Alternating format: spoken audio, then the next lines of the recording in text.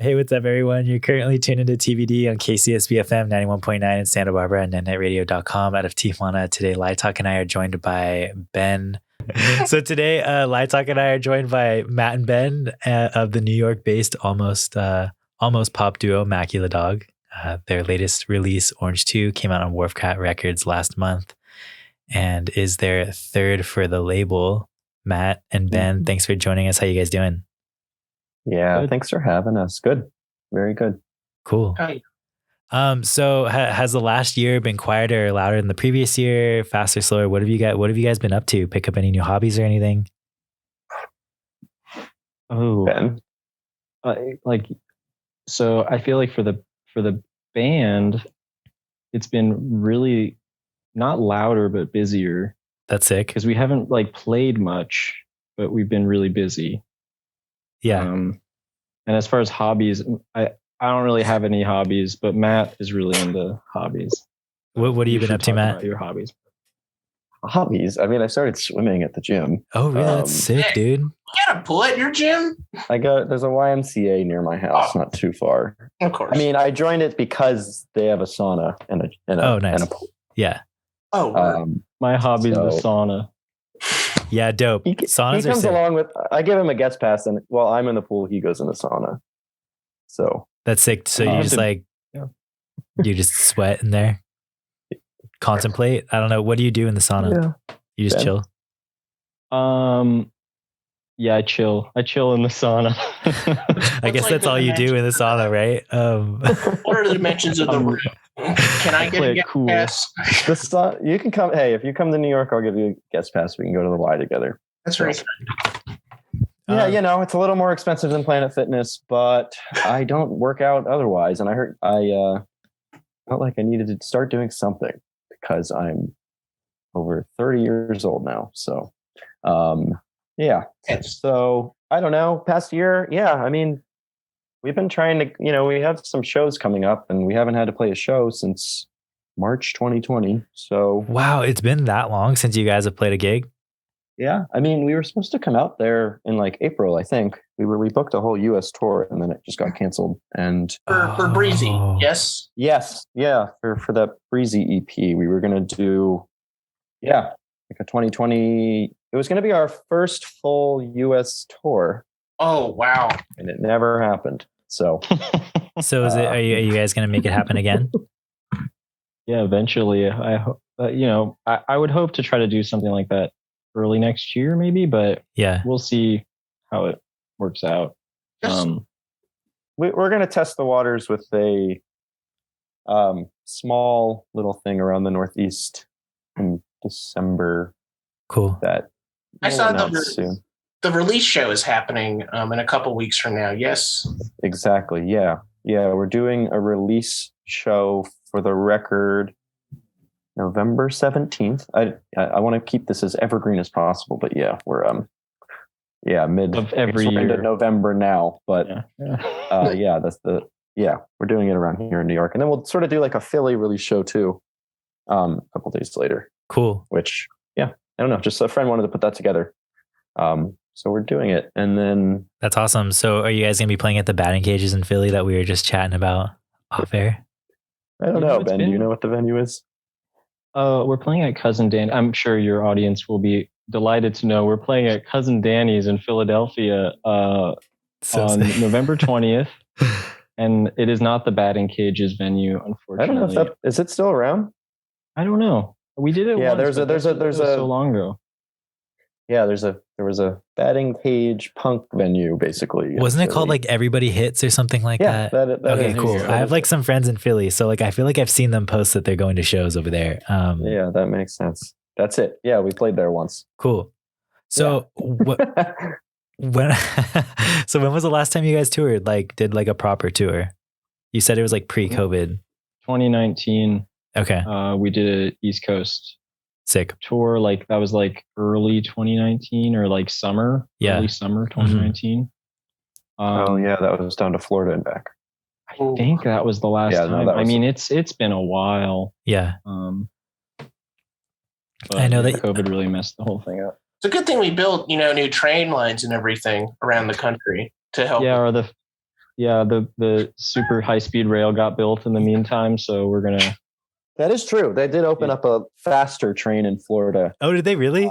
Oh, really? The Bright Line. The Bright Line. Yeah. Oh, dude, that's kind of sick, actually. Unfortunately, the residents are still getting used to it, and people are like not realizing it's a fast train, and like are trying to like.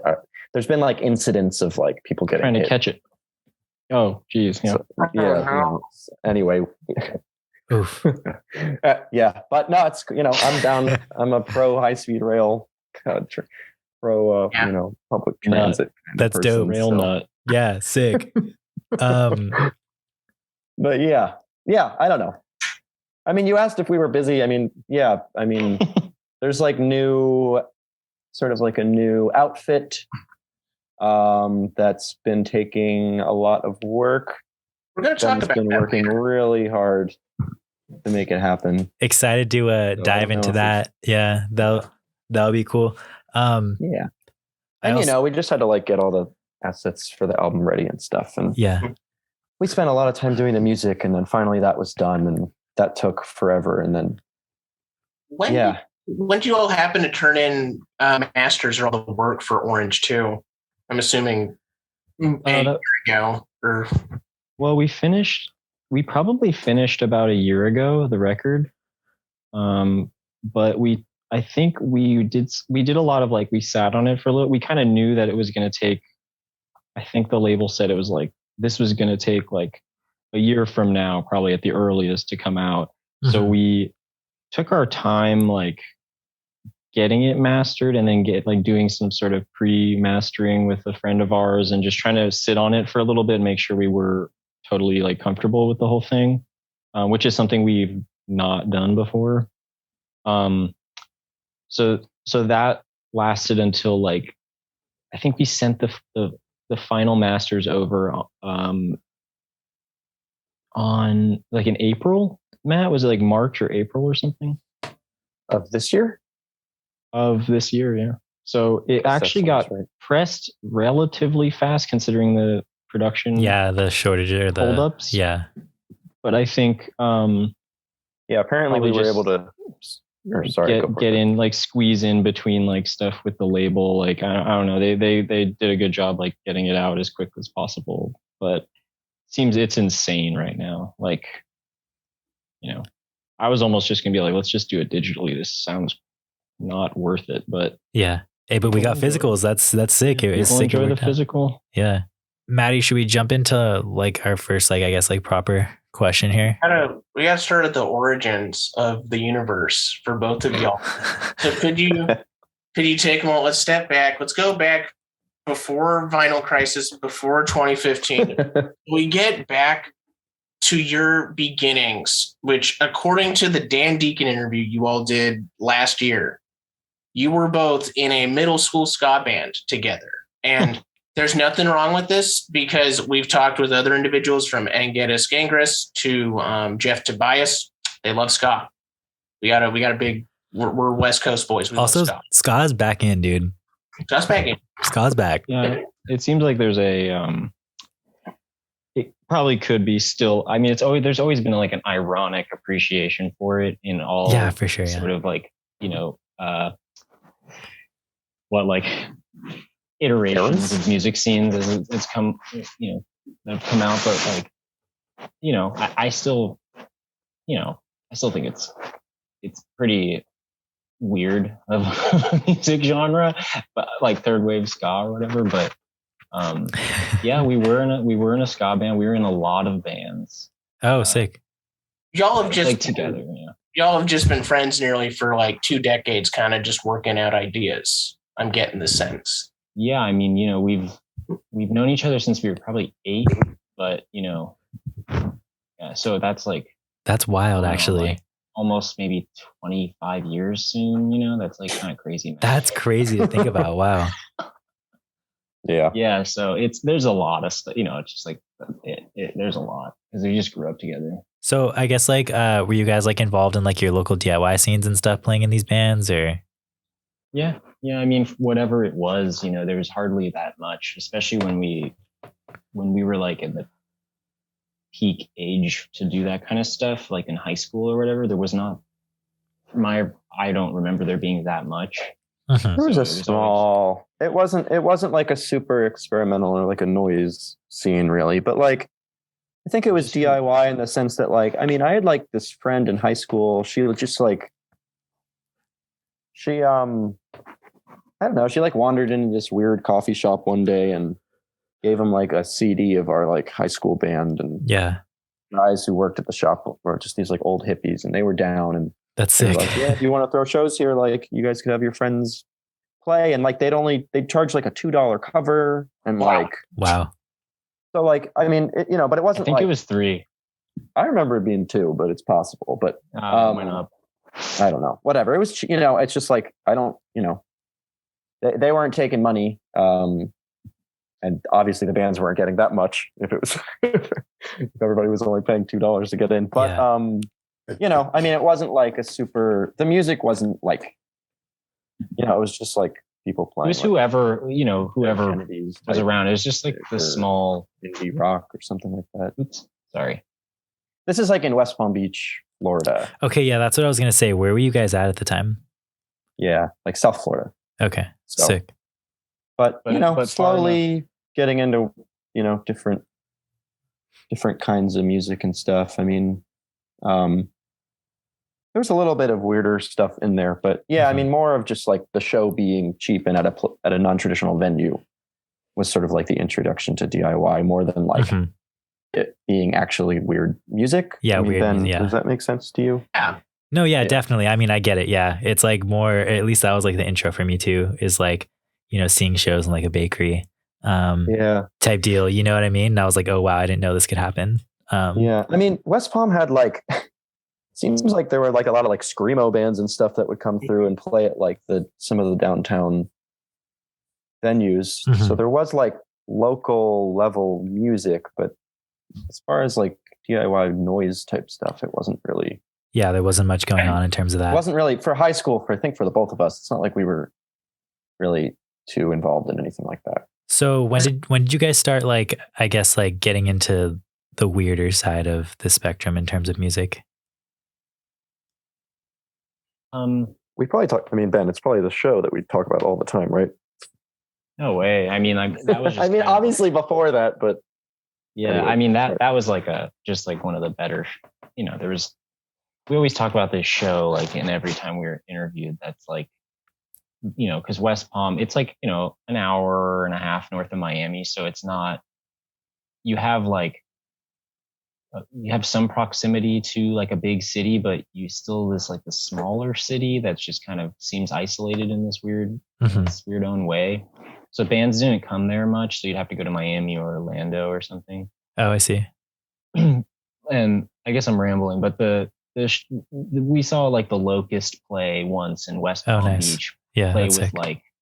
play with like all these other bands that we liked at the time, and like a friend of ours was on the bill, and it just got us to like more interact with other people in the state that were like into weirder stuff or more interesting underground music. But as far as like when I personally got into stuff that I would probably consider still being like into now or something, like where that was like super formative, like it was all just like high school. I think like early high school, like I was lucky enough to be able to go to like this public magnet arts high school that was in West Palm Beach, and that was just this weird like pressure cooker of like everyone who was into anything interesting or like cool or whatever freaky was like at this high school, and that was like it.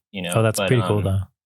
And most of the bands were somehow connected to that school that I would be like around, but it was like anything out of the norm or something would be like that high school, related to that high school, which is really cool. Matt went to a different high school, but you didn't go to the cool weird school. No, my friend was the one of whatever.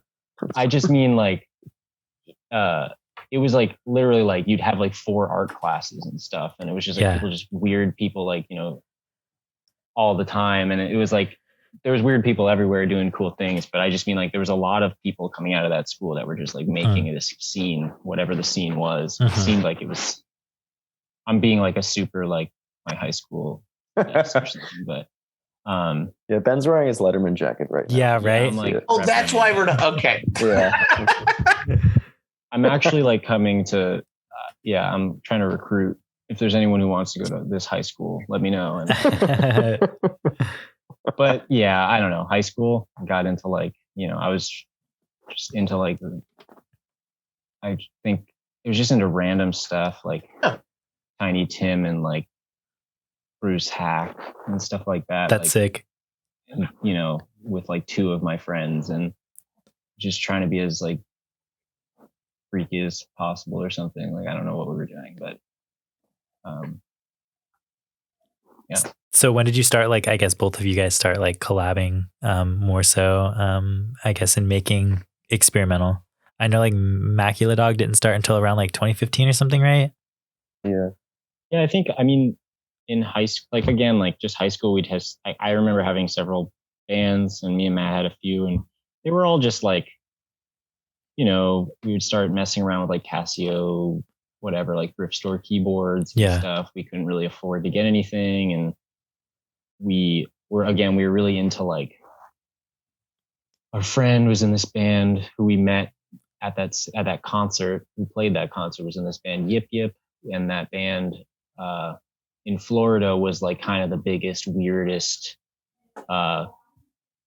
craziest thing you could see in that state or something, as far as like, it wasn't, but you know what I mean? Like as a kid, you're like, whoa. Like, and that was really formative for us. So we were just trying to make like synthesizer music or incorporate stuff like that and just various stuff, all like whatever bands, they're not good and no one needs to know about them, but like it was all just So I got a question. Both of y'all, did y'all move to New York for college? Or I did. Matt actually went to school in Florida and then moved up after. Yeah. I mean, you asked about like how we started playing together. I mean, it really is. I mean, yeah, we just, I don't know, played in that ska band. And then when that broke up, we just kept hanging out and the two of us just kept playing music and we just continued to do that. And then college, he came up here. I stayed in Florida. We did our own things for a little bit. That always kind of involved collaboration. I mean, like Ben produced basically solo stuff of mine. I mean, like actually just had me help me record it and like give it a little bit more of a distinct sound. And then I don't know, like Ben's solo band, sometimes he'd play live and to play live, he needed me to help him play it. So, but then when I moved here, it was like, well, we're together again, so we'll just make music together again. That's cool. Yeah. So, I mean, it was just a rolling thing since like high school. Since that ska band. No, I mean, since that middle school band. Since the Florida days. Yeah. I'm telling you, it all comes back to the. So, I mean, it's just so long. Rude boy. Yeah. That rude boy mentality. Rude boy mentality, dude. Good stuff. Good mentality. And, the instruments changed, as we got into different. Like from trombone to trumpet, saxophone. Yeah. I wish. No, I don't know. I mean, what were you going to say? I'm sorry. So around 2014 there, kind of, because you had talked a bit earlier about thrifting Casio keyboards, but so much of the Macula Dog sound has a bit of a thrift element to it. And in 2014 to 15, were you guys kind of just like trolling for gear wherever you could get it? What's funny about that is that like I always wanted to and I always tried, but I never found anything. Like I was in New York at the time. You found a DX7 for pretty cheap. Yeah, but hold on. Wait, I'm getting to it.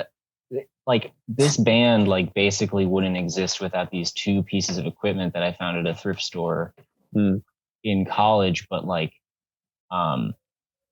Yeah, so like it's still, yeah, it does have its weird roots in like thrift store, but I never felt like I found that much, like compared to some other friends who would just always be like, I found a mini Moog at the Goodwill or something like back before, like, and you're like, what? Like, how the hell did you, like, how did you find that? I never have that kind of luck, but it's like this New York thing. You wouldn't get like, it was all these like DJ equipment, right? Oh, well, no, sorry. It was just all these like, I think I bought a DX7 at a Salvation Army, right? I mean, a DX7, for those who don't know, it's just like one of the most like popular digital synths of like the 1980s. It was like probably the most like highest selling synthesizer of all time or something. And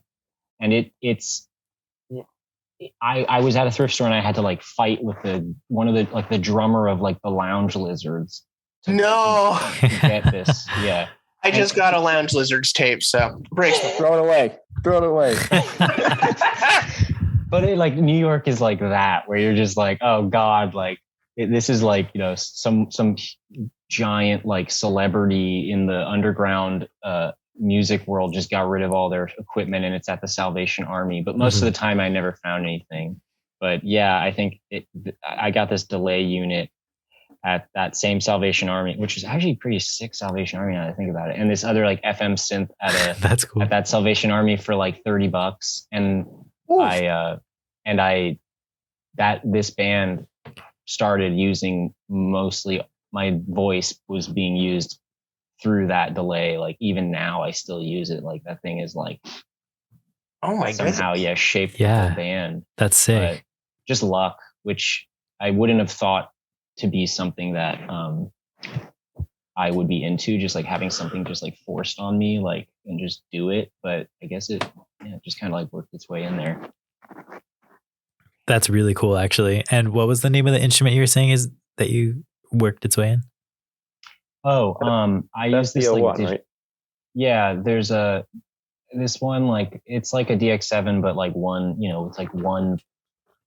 it's like 4 operator DX7, so it's like a smaller size FM synthesizer. Oh, okay, yeah, right. Yeah. And it's like a little more compact one that's just like a rack mounted. You can't program the sounds like easily. You could do it like through this, software, like post, aftermarket software editor or something they made later. But it was impossible to program. So I was just stuck, and I didn't know what I was doing. So I was just stuck with these like marimba sounds. And, like a brass, like awful brass, like razzy, like sound and whatever they had on there. And I don't know. Yeah, I guess you're not wrong in characterizing it as thrift store sound. I mean, I guess that's pretty. Literally, it is pretty right. So I never really thought about category. It like that. Just for that was it. Just for the technical stuff. We got other words.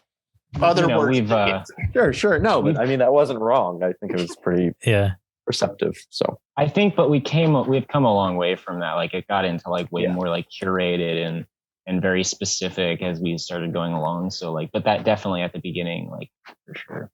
That's cool. And that was, again, that's the technology that was behind the 2015 tape that then got reissued on Ramp Local and then got to WRFCat, and also picked up, and I didn't know this, a lot of attention from Tiny Mixtapes. I had not realized how much the site and the writers are deeply loved the project. And it's cool to have that support. I mean, the people there, I think, they're heads. Like, I think they're just other musicians and people in the scene, so like, it's, And the other big thing I think they really commended or noted was the music videos, which these are not videos that, scaled to become sudden massive YouTube hits, but they have a sizable cult, and they very quickly established the kind of image that you all have stuck with, even on the KCSB performance you all did 5.5 years ago. So long ago. Oh my God. Like, that's crazy. When doing those videos, did you even think like, was there any kind of MO or directorial impulse, anything in your head, or just like, let's go out here and do it? Oh, I think like everything, usually things are pretty directed, and like it's all pretty nothing is like random, or like there'll be like aspects of like stuff that's just like, improv involved in that kind of thing. But most of the time there's a direction from the very beginning, because I don't know, it's like making music videos is like, for me, is like so tedious, and I couldn't imagine like doing it like on a whim or oh goodness, really yeah. People can. I'm too like, it takes forever for me. I don't know. It's hard. What's again striking is like all of this stuff, it did kind of snowball into getting a relationship with Wharfcat Records. And what was especially that like at the time? Just was it all kind of done through email? Did you ever get to meet with the guys in person there before Trip had reissued the tape with Ramp Local?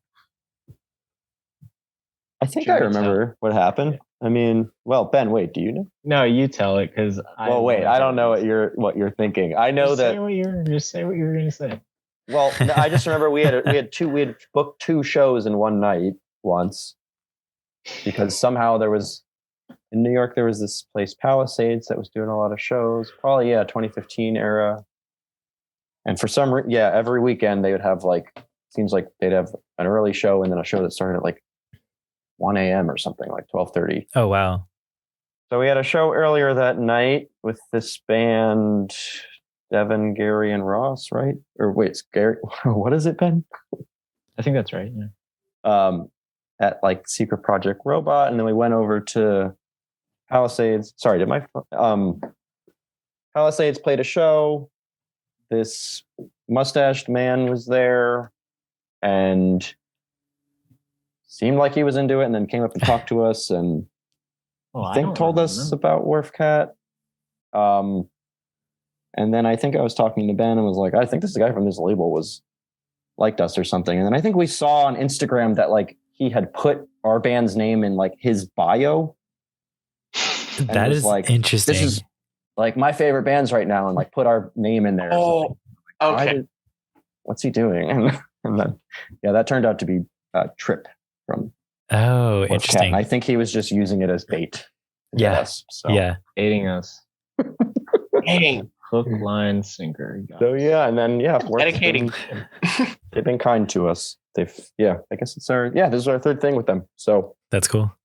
Yeah, it's been cool. Ben, I don't know, is that what you were gonna? I was gonna mention the Instagram thing, because I think I thought that was so funny, but I mean, I think we talked to him about it later, and he's like, yeah, that was like I wanted to make sure you saw that. And I was like, that's pretty funny, man. Like, I know that is so. He's really nice. They're like, they've been really cool. Like, there's not a lot of labels I would say would like really like want a band like this. Yeah.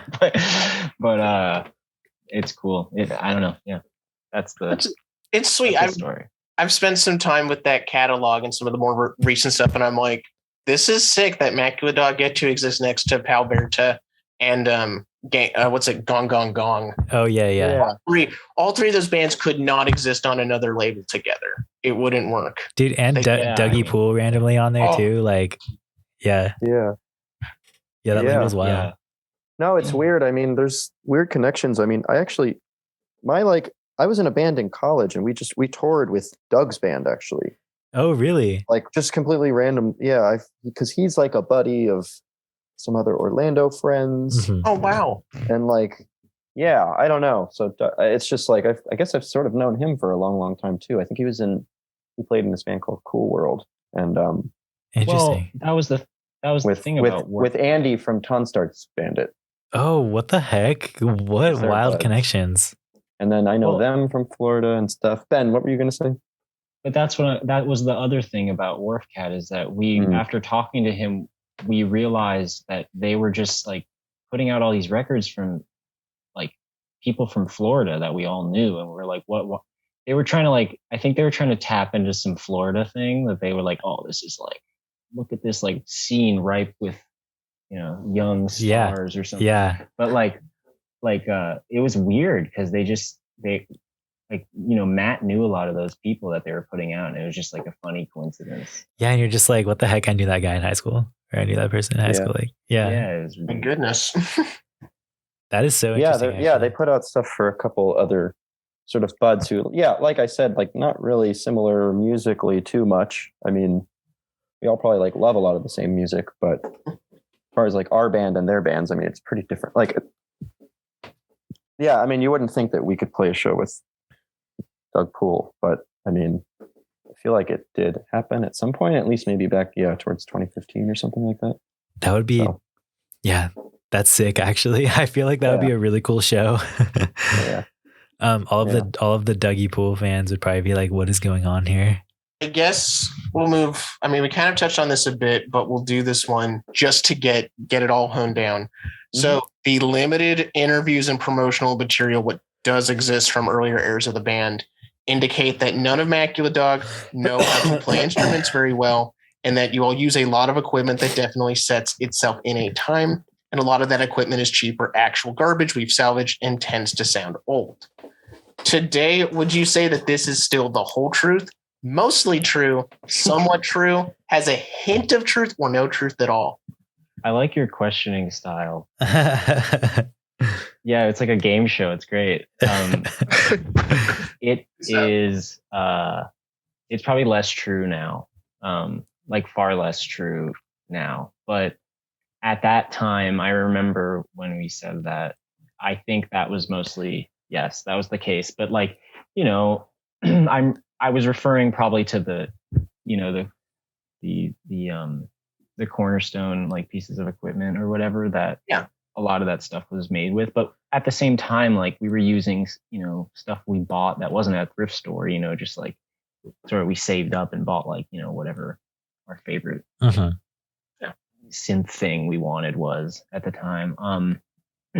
Now it's like, I mean, for me and Matt are really different, but like for me, I still don't know how to like play a keyboard or anything. I mean, I do it by ear, but I can't like replicate it, you know, like I wouldn't be able to do what Matt does, but I can play drums, and I learned how to play drums originally when I was younger. So like I can play, you know, actual acoustic drums, but I have sort of like turned that into just like electronic, you know, just sample triggering and you know, rhythmically like getting something sort of interesting, but it's not, I still wouldn't say like, I think we were exaggerating by saying we don't know how to play an instrument. I think by that, I just meant, whoever said that, we meant, I think I said that. I think we just meant like, we're not like, if you were to say like, you know, go play this stuff on acoustic instruments or something, like how can you guys have a band with acoustic? I don't think me and Matt could do that. Like, I think it's very much based in like, you know, samples of things and not being like a traditional band in that way. And like, I think I'm tone deaf, I think, because I can't tell when notes are going, like, up and down. Like, I don't know when notes are close together. I can't tell whether they're like going up or going down, like when they're played next to each other. Oh, really? But Matt, I don't know if Matt has that problem. Matt's like, seems like he can play piano better than I can. I can play a little bit. I mean, you're a little bit tone deaf, I think. Oh my God. I mean, I just remember all the times I'm like, oh yeah, that's in tune. And you're like, no, what are you talking about? Yeah. I mean, you know, Ben is so crucial to the, a lot of the vocal stuff that goes on with the band. And I think like I don't know. I mean, his vocal processing rig is like, I don't know. I mean, he's spent so much time building it. And I mean, Ben, I don't know if there's like stuff you want to talk about how you're doing a lot of stuff now, but I mean, you know, I like building like systems that help me with stuff rather than, you know, I like just build things that can help me do things I can't do rather than learn how to do them, which is, or like, so it's something like roundabout. But I think this whole band has just been like a kind of long-winded approach to something. Or would you say those processes that you kind of build for yourself, that's what kickstarts ideas for a song, or kind of like where's going? Yeah. Sometimes like it's weird. We end up in these like cycles where we'll like do sample generation and then we'll use those and just start playing live. But then sometimes we'll like go through that whole process, like record a song, and then when the song's recorded and put out on the album, then we'll still have these like banks of samples and effects that we set up, and then we'll go back and start like writing a new song with like the stuff we tried to make patches to play live from the album with, if that makes any. I just like through that sentence, but like we will like harvest patches over and over again. So like on a lot of the, especially the first two records, like three recordings, like the tape, the first tape, the full length, and the second tape, there's just like stuff where it's like this song was made out of the patch for this song like a year ago or something. Oh, I see. But that patch was like made to replicate some other thing some other way we made the original sample for the song. So it's just this weird like iterative process that like takes a while, but it creates kind of funny. No, it creates like a funny meta dialogue for the band. Yeah, there's like tie-ins, which are unintended. I think we're just lazy. Like we just go like, well, we have this here. Ben, you have a very, I feel like, I mean, impression is Ben has very clear vision of like a vocal sound that he wants, and he like sets out to dial it in and make it. And I'm not talking about vocals though, like per se, but for vocals, like sometimes it's an accident, sometimes it's completely on. I go like, I want this sound or something, but I just mean like Matt, like when we're just messing around and like you pull up the patch for an old song and you just start making something completely new out of it, and then it's like that's what I meant. Like we're just kind of like, oh well, this is already set up. Like, why don't we try this? Part of it's laziness, I think, on my part, but oh yeah, I meant to say Matt's lazy. Yeah. Hey, but you come out with something sick out of the laziness, I guess. Like I will say, it works. No, I mean the new record was really us trying to finally like, okay, wait, time to actually get some new things together. Let's not just pull from old samples that have been on the computer for a while. But that did happen once or twice. So was there any new equipment that got added or kind of like touted for this release? I know we're going to talk about the outfit here shortly, but electronic ones. You're talking about like audio equipment? Yeah, like instrument wise, like anything that got added for this album, or you want to add for LP3? There's, I think like most of it is like completely new stuff that I was like playing around with for a long time. And maybe like Matt didn't get, maybe Matt, you mostly had, no, there's some new stuff from you too, but I think there was a long break. Like we had a long period of time where we weren't, even before COVID, where we were like, you just had like some time that we weren't playing a lot or writing a lot. Mm-hmm. So like in that time, I was like looking at new pieces of equipment. I could like see what I could harvest out of that stuff. And I mean, you got the FS1R, you got the yeah. I mean, there's like just weird samplers and FM rack stuff that like I like spent that whole time where we weren't doing stuff a lot, like just messing with. And by the time we started the record, like, I think most of it on my end is like all new, except for that delay unit that I still use. Yeah, that's true. Yeah. And I probably won't ever stop using it. And I mean, it's not all like modern, it's not all like contemporary gear. I mean, like there's like a Pro 1 on there. Like I have like a Novation A Station rack. Sick. So that's like a 90s thing. I have like an EMU, like rack sampler also, I guess maybe like early aughts. Or the Novation's probably aughts too. I mean, but then Ben has, so it's still like a mix of sort of teetering on vintage gear. I don't know but Ben's bought some stuff that's like new. I mean, he's bought some like, I don't know. I mean, I could go on like, I feel like this is one of those like black hole like conversations. Yeah, I don't know how long you guys wanted. I guess, well, wait, the last thing is just Ben said something. No. It's just Ben said something really important, which is that I think from a long time ago, like you've wanted to set up, like he said, like those systems that sort of, not like generative music, but just systems that make the, like help somehow, like help Yeah, we need help. I don't know. I'm You serious. just Ben, that's like been a big thing. I feel like in the way that all your equipment comes together is like a way for the like just getting things to talk that you wouldn't expect really to work together. Oh goodness, we're gonna talk about the bloody thing. We're getting to the final boss, which is getting to talk about Orange 2, just released on Wharfcat Records, and 7.7 out of 10. Congrats, guys. You guys got forked. Thanks. I don't think either of us understood if that was a good score or not. I feel like that's a good score. Yeah.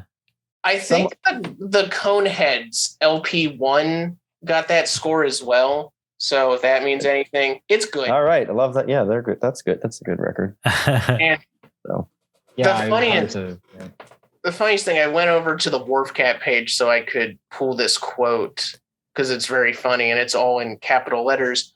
You both have been promoting the live configuration where you carry your gear on harnesses, adorning yourselves with impact-resistant clothing to cushion from injury should your exoskeletons stand legs slip out from underneath yourselves. You also carry a camera and a hologram projection system, transforming each member into a fully mobile performance rig. That's all true. And having watched the Neospore music video a few times, I can see not only is it very true, but it looks... What shocked me about it is it looks like an On Cinema tribute. It looks like you took some of the stuff from the VR episodes they did and just went crazy as you Oh, that's funny. I never saw that one. Those later ones get wild. Yeah, I never saw the VR one. I remember like maybe seeing a clip, but I don't think I saw the whole thing. I gotta watch. It's maybe we ripped it off. but we always find out afterwards that we've ripped something off. Somebody's done it before, but. Yeah, no, I mean, it's, I don't know. I feel like I've heard you, Ben, talk about this is also what took it a bit because you probably have, if you guys have not had hobbies or anything during this swimming in the sauna, it's just been making the suits. It's been getting this look all decked out. Yeah. I mean, you should really see like the research like board for this whole thing. My goodness. It's, like insane. And like the amount of like items in shopping cart to like figure out this whole thing has been really funny. But yeah, I mean, like I was mentioning before, I feel like the band is always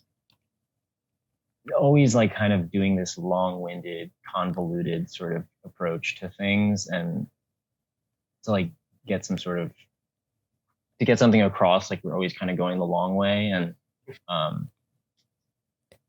this thing was just trying to take the longest route possible. Yeah.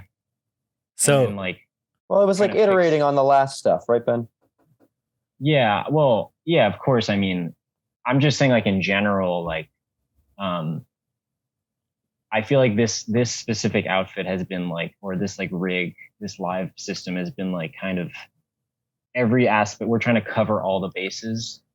I think something we've noticed about like having like an elaborate like stage show or something is that something always going to go wrong. And I think trying to be the utmost prepared for as we can possibly be, like both like symbolically, obviously, like, but then also like literally, like we'll be, I'll come up with an idea or we'll come up with something and then we'll just be like, well, if we do this, then we have to do this.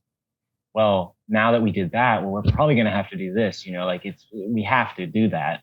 And it's just like, the only time that we stop is when it becomes financially or logistically impossible. Mm-hmm. At this point, that's when we stopped. And I'm sure we'll keep going. Like, I think that's like my goal, at least. Probably Matt will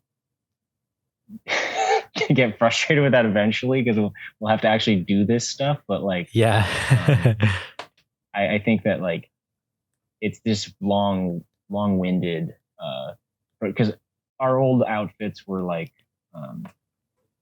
in the radio show we did a few years ago. Mm-hmm. We did have projections. Oh, I see. I remember that. Yeah, live feed projections of our faces, and that was kind of like we've always wanted to do the jumbotron sort of like you know, like you're watching your, like we both love that Yeah. like Prince Super Bowl performance. Yeah, for sure. You know that? Yeah. but like the way I wanted to like kind of capture like when you're at a concert and you're using your phone to film the band and you're watching your phone while you're filming it instead of the band. So it's like this slight disconnect from the actual, there's a live performance going on, but it's still live, but it's not, but it's not in front of, it's not real, if that makes sense. But like, Yeah.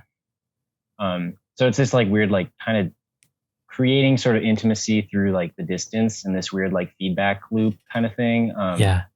I've always liked that. And that's kind of what this thing is like, taking it to another level where we're like, well, you know what tied us down the last time was we couldn't really move around that much. Like our equipment really like tied us down. Like we need to figure out a way to like, you know, break the fourth wall or whatever, like on stage, and really get like mobile. Get mobile, yeah. Yeah, and again, you know, we both are older than 30 now. We have to move around and try to like exercise, and I think that I feel, you know, do those lower back stretches for real. Yeah. So yeah, we put the harnesses on. We go, this is kind of, you know, this is a little dangerous. We need to like make sure that if it's too heavy after like we're playing a few songs, we need to be able to like sit down or something. So it's like, okay, well, how can we do that but like still stand? It's just these weird problems, these self-imposed problems we have to solve. And I think that this band is a lot of that. It's like, I don't know. This has been a really funny like and like just fun process because it's just weird like unnecessary problem solving, which I love. Yeah, that's sick. What a great way to like put your process for your outfits and everything. That's cool. So you basically do one thing and you're like, okay, well now I need to figure something else out to make this more comfortable, and that it just kind of keeps piling on top of each other, and that's how you get the final product. Well, we both have like really specific needs. Like I really, with a performance, I feel like there's not much to watch if it's just us. I think we're really focused on trying to figure out what we're doing like musically when we're playing live. And I don't think it's, you know, it's probably interesting to watch, but I've always wanted like something to do the performing for us. Just like I want something to help make the music for us. Like I see. Like a support system. And yeah. So in a way, like enlarging something, you know, a jumbotron kind of does perform for you. It's like a way larger, exaggerated version of what's actually happening. So that was where that came from. And Matt has to be a little more, I think, athletic when we're playing. He has to play more, and he has to I think he needs more focus than I do to perform, because he's using all of his fingers. He's playing a piano. That's just like my perspective, Matt. Maybe I'm wrong, but it's true. And I feel like he gets frustrated. Yeah, I feel like he gets really frustrated that things aren't comfortable, or you know, things aren't convenient, or like they're always like a little like it's just kind of a pain in the ass. So I'm just like, okay, well, how can like alleviating a lot of the stress become part of the overall performance, you know, like, and that was how we came about, like everything about that. Like Matt was just like, I want to be able to sit. And I was like, okay, fine, sit. So I called the company and asked them who make the legs, and asked if it would be able to support all the weight of the gear. They were like, yes, of course. Really? Wow. And so we put an order in, spent all of our money, and got those, and then still felt awkward and are very worried at the show on November 17th that we are going to fall over. So, but you'll be unattached from the cords though, so the gear won't fall. That's true. We are doing, I think it's going to be fully wireless. Oh, that's sick, actually. Yeah. But we do have some padding, so that should help as well. Yeah. Yeah. But yeah, I mean, you know, apparently the legs aren't going to fail. We have to do a little bit more like thorough testing of that, but it'll be user error if they fail. Like we'll like not be like, you know, we'll lean too far over. Yeah. You'll push it past its limit or something. I don't know. Yeah. So Dude, that is so sick. Yeah. Yeah, I mean, I don't know. Ben's exactly right. I mean, we've always wanted to like have a show for people to see instead of just like performance art. You know what I mean? Yeah. Well, not even, I mean, even less of like it being art world and more just like entertainment. Like, I don't know. I think we've always just wanted to like make it an entertaining, not that can't be within performance art. I'm just saying like going and seeing a band and it being a fun, entertaining time and us feeling like doing that without the help is just not possible. So I don't know. I think we've always been trying to sort of do that, and it's worked and it hasn't worked, and now we're here. The goal is to see how we can scale this as far as we can without needing any help outside of just the two of us. Like that's the test here. We'll see how far we can go.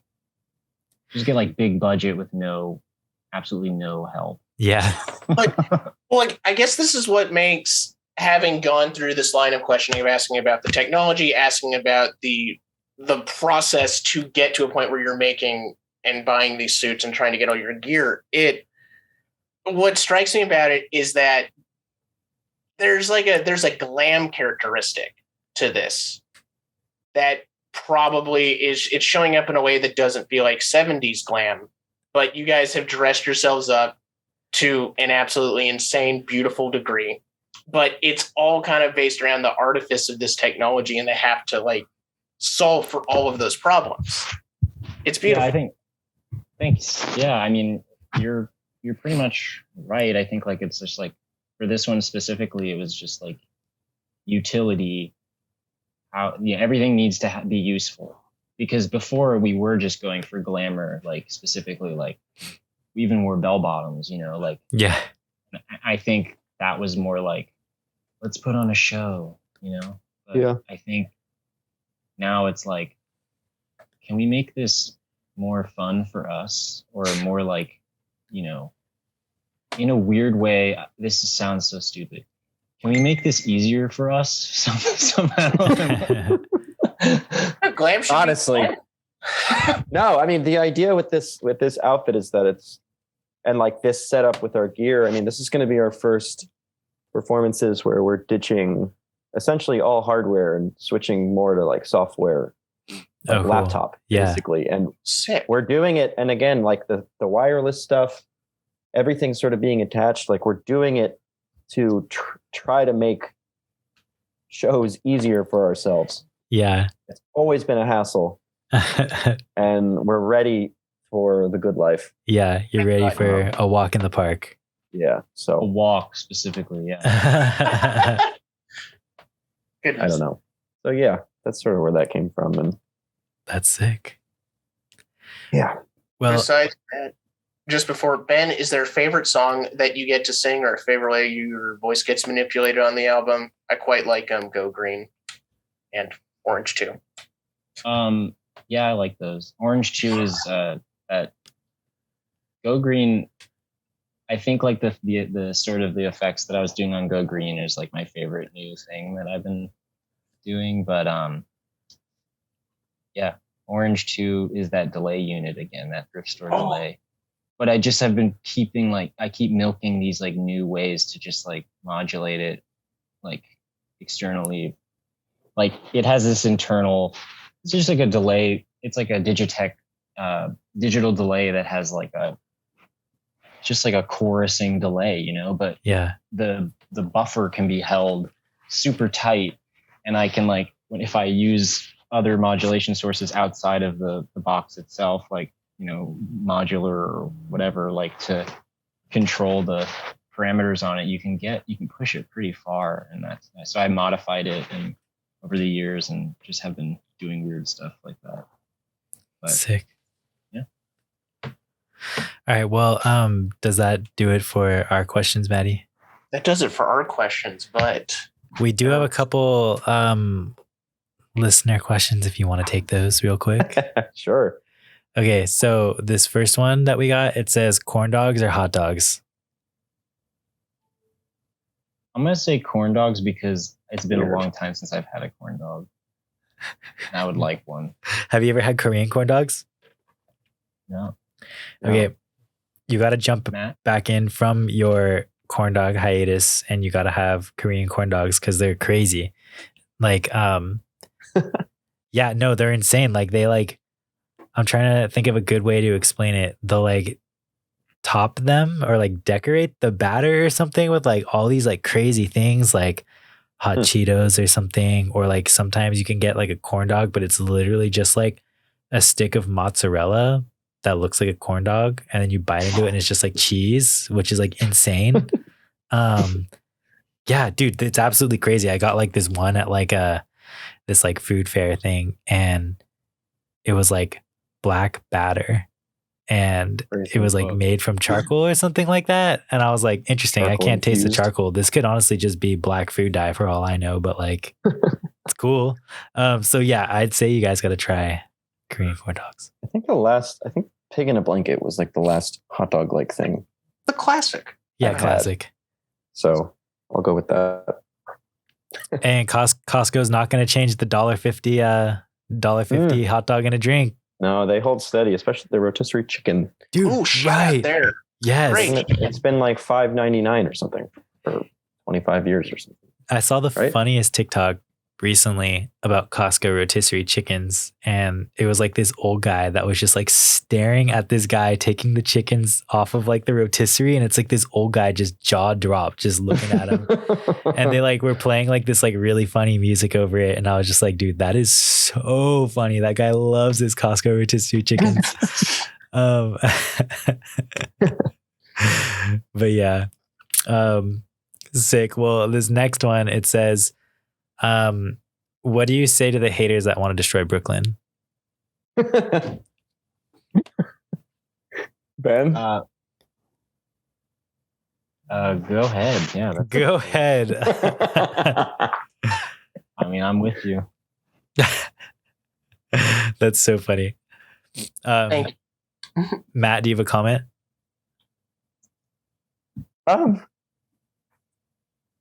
Actually, you know, don't do that. Yeah.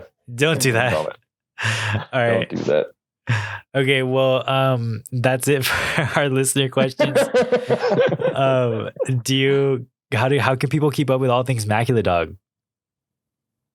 We're trying to, our website got bought from us. Yeah. So, really? What? Yeah. Who would buy a Macula Dog? No, I'm kidding.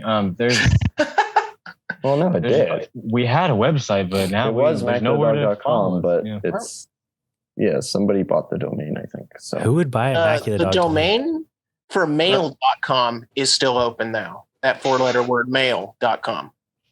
MALE? Okay, Yep, MALE. That'll work for us. That does work for us, yeah. Yeah, that's funny. We're a very male band. Instagram, I guess. I don't know. I mean, we've been trying to be. I don't know. I feel like there's always been a sort of a disconnect between how we, let people easily sort of follow what we do. So I think we've been trying to be a little bit better about it. So we have a new Instagram, Macula Dog. We have a Twitter, Macula Dog. We have a Facebook, Macula Dog. But it's hard for us because we have this. We kind of both in our personal lives have this motto. It's like just like don't post. So like when we're on the Macula Dog one, you might not see much, but if you want to see whatever we do, like one of those probably will work. That is true. Our website, though, if anyone wants to buy it for us, and send it to us, we can get that up and running and not post that much on that either. Hey, there it is. Somebody buy Macula Dog for them to not use the URL or the domain, except for occasionally. Okay, so yeah, keep up with all things Macula Dog. They're sick. I think that anybody that's a fan of TBD would like Macula Dog. So there you have it. We do have one more question here. It's kind of the biggest one of the show. Are you guys ready? Yeah. Maddie, do you want me to take it? I'll do it. Okay, I'll do it. Take it. All right. So Ben and Matt, you finally do it. You get to go to Ben's high school reunion here in another decade or so. You're gonna Macula Dog's headlining it. It's gonna be great. But big problem when you get up on stage there's 2 white lab rats, and one's going to jump in Ben's mouth, one's going to jump in Matt's mouth, and whole audience is going to see, they're judging you. Which way is that rat jumping in your mouth, head or butt, and why? Matt, you go first. So I have to decide if the rat's ass is going in my mouth tail first or head first. Yes, sir. I guess. And hold on, is it going down my throat, or is it? You decide your own fate here. Okay, Guardian cast their fate. I guess I would let it go in ass first, and then that way it could still breathe. Keep its little head out, invisible. That's sick. And then gently take it out and put it back down on the ground. What a gentle answer. Yeah, a soft landing. I don't think either of us. I try not to kill bugs and things like that. So that's cool. Yeah, Ben hates. I'd probably let it go head first, because there's probably something it wants to chew on in there. Yeah. Uh-huh. And then I'd probably a starburst, maybe some candy stuck in my teeth, or like I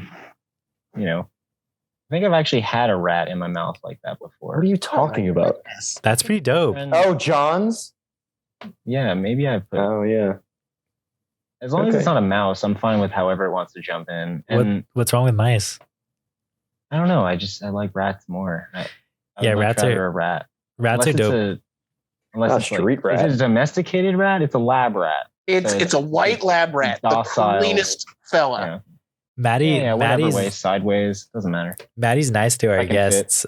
They always say it's a lab rat. When I'm doing TBD by myself or whatever, I'm like, dirty subway rat. Yeah. No, in that case, I will have no mouth if there's a street rat like jumping at me, because it would have chewed it away. Yeah, right. It's just that was a good question. Your lips.